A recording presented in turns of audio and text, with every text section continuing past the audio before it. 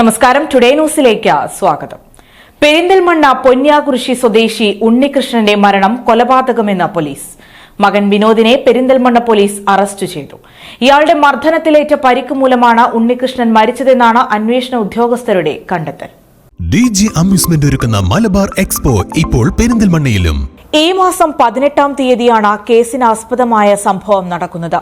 പൊന്യാകുരിശി സ്വദേശിയായ കാരയിൽ ഉണ്ണികൃഷ്ണൻ വീടിനകത്ത് കിടന്നുറങ്ങി എണീക്കാത്തതിനെ തുടർന്ന് ആശുപത്രിയിൽ പ്രവേശിപ്പിച്ചതോടെയാണ് മരണം സ്ഥിരീകരിച്ചത്. ഭാര്യയും മറ്റൊരു മകനുമാണ് ഇദ്ദേഹത്തെ പെരിന്തൽമണ്ണ ജില്ലാ ആശുപത്രിയിൽ പ്രവേശിപ്പിച്ചത്. മരണത്തിൽ സംശയം തോന്നിയതോടെ പെരിന്തൽമണ്ണ പോലീസ് അസ്വാഭാവിക മരണത്തിന് കേസെടുത്ത് അന്വേഷണം ആരംഭിച്ചിരുന്നു. തുടർന്ന് മലപ്പുറം ജില്ലാ പോലീസ് മേധാവി S. ശശിധരൻ IPSന്റെ നിർദ്ദേശാനുസരണം നടത്തിയ ചോദ്യം ചെയ്യലിലാണ് തലേദിവസം രാത്രി ഉണ്ണികൃഷ്ണനും മകൻ വിനോദും തമ്മിലുണ്ടായ കുടുംബ വഴക്കിനെക്കുറിച്ചുള്ള വിവരങ്ങൾ പുറത്തുവന്നത്. വഴക്കിനിടയിൽ മകന്റെ മർദ്ദനമേറ്റതാണ് പിന്നീട് മരണത്തിലേക്ക് നയിച്ചതെന്നാണ് വിവരം. സംഭവത്തിൽ പെരിന്തൽമണ്ണ പോലീസ് മകൻ വിനോദിനെ കസ്റ്റഡിയിലെടുത്തു.